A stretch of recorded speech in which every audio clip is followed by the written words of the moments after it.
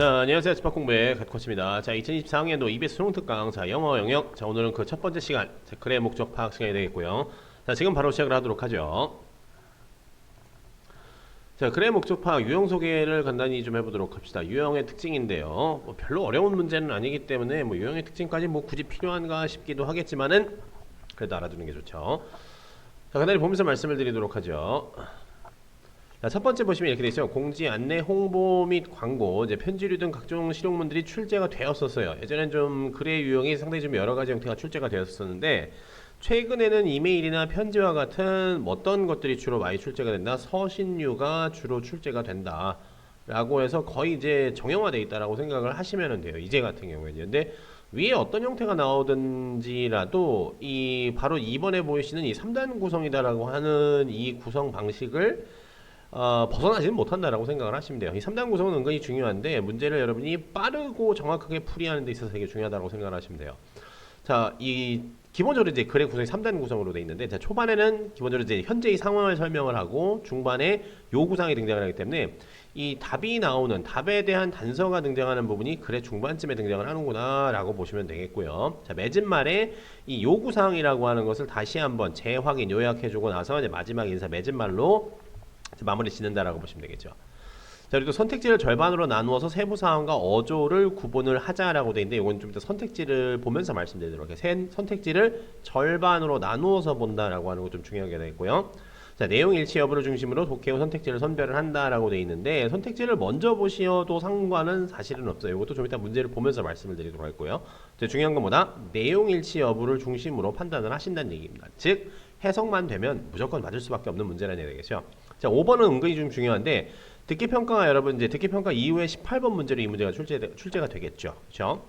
네, 아시다시피 듣기평가의 17번 문항, 이제 하나 듣고 이제 두 문제를 풀어야 되는, 그쵸, 그런 유형 같은 경우는 2번 정도로 들려주는데, 이때 진짜 그 짧은 시간이긴 하지만은 2번 다 듣고 이 독해를 푼다라고 하는 건 말도 안 되는 거예요. 그렇기 때문에 듣기평가 17번을 꼭 한 번만 듣고 풀이를 시작을 해주셔야지만이 조금이나마 여러분이 시간적으로 좀 유리하게 가져가실 수 있게 되겠죠. 아시겠죠? 자, 유형의 특징은 이 정도로 말씀을 드리도록 하고요. 바로 예제를 하나 보면서 좀 말씀드리도록 하죠. 자, 지금 보시는 예제 같은 경우에는 2023학년도 6월 모의평가, 즉 작년 6월 모의평가 18번에 출제됐던 문제가 될 텐데, 근데 여러분 아마 이런 걸 좀 느끼실 거예요. 각종 뭐 교재라든지 뭐 이런 류의 이제 시험 대비용 교재와 이제 실제 등장했었던 기출 문제를 보시면요, 기출 문제가 훨씬 쉬워요.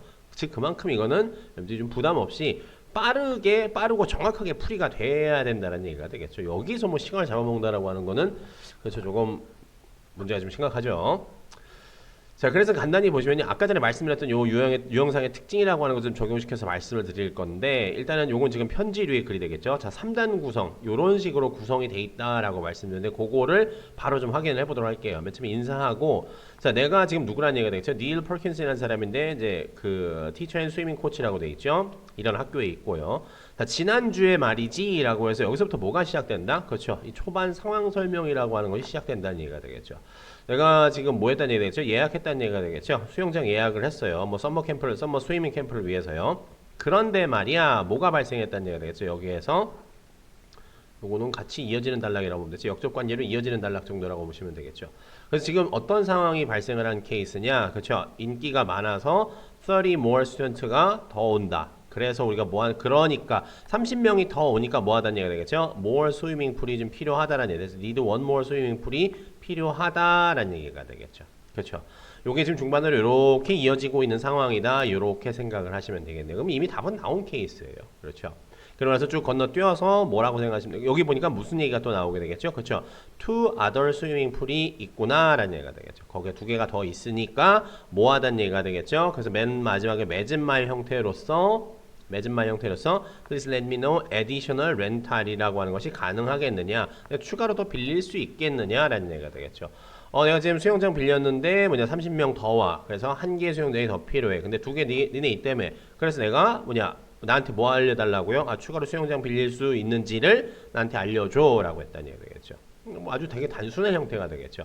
근데 선택지를 보시면 선택지를 절반으로 나눠서 세부사항과 어조를 구분하자고 되어 있는데, 여기 여러분 이거를 그냥 이렇게 그림 나누듯이 이렇게 나눴을 때 뒤에 잘 보세요. 먼저 뒤에를 보시는 게 좋은데, 뭘 변경하려고 하는지 확인하려고 하는지 알아보려고 하는지 문의하려고 하는지 요청하려고 하는지 이렇게 보시면 되는데 일단 여러분 이거 보셔서 아시다시피 비슷한 종류의 말들이 있어요. 그렇죠?